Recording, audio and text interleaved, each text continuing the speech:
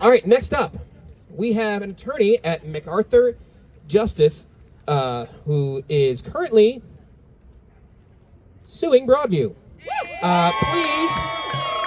Please welcome to the stage Danielle.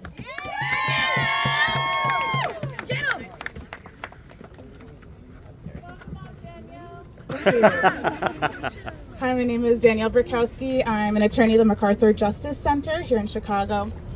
In October 2025, MacArthur Justice Center, along with ACLU of Illinois and Imerstall, filed Moreno Gonzalez v. Nome, a lawsuit against ICE, CBP, and DHS about the inhumane conditions inside the Broadview facility. We heard the experiences of our neighbors being disappeared into this black box and cut off from their loved ones who had no idea where they were. We learned about a severe lack of food, water, and basic hygiene, that people were being packed like animals in filthy conditions, overcrowded conditions. We heard about physical abuse, medical emergencies, people being unable to access their prescription medication, callous and untrained staff, and sick and disabled people being confined without any regard for their medical needs or their mental health. We learned that people held there are also unable to contact attorneys, sometimes before making life-changing decisions, or before life-changing decisions are made for them. We heard from lawyers who were denied access to their clients held there.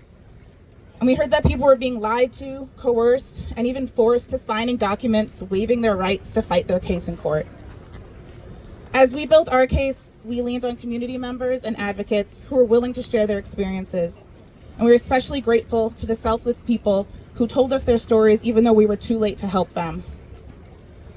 When we presented all this evidence to the court, the judge immediately granted a temporary restraining order. So this order, which is still in place right now, requires the government to provide bedding, food, unlimited water, basic needs, hygiene products, and access to prescription medication. It requires the government to provide free and confidential phone calls to attorneys. It requires Spanish translations of documents given to detainees to sign, and it requires them to update the detainee locator so people can find their loved ones. We know this was an important win, but we also know that the fight is not over. We know that there's work to be done, and I promise we have not taken our foot off the gas. We're still monitoring and fighting to further expand the relief, and on April 21st, we'll go back to federal court to present all the evidence we've gathered over the last several months and advocate for stronger and longer lasting protections. We are just one part of this movement, and while it can feel overwhelming, and it is overwhelming, and it's exhausting, all of our collective work matters.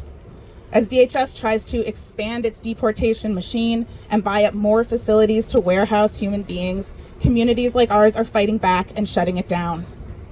Thank you so much to the organizers of this event. Thank you to all the incredible speakers today. And thank you to everyone here for showing up and still paying attention. If anyone here, I have to make my pitch, knows somebody who has been held at Broadview since November of 2025, find me, come talk to me, get my business card, or reach out to MacArthur Justice Center or ACLU of Illinois. We'd love to hear from you. Thank you.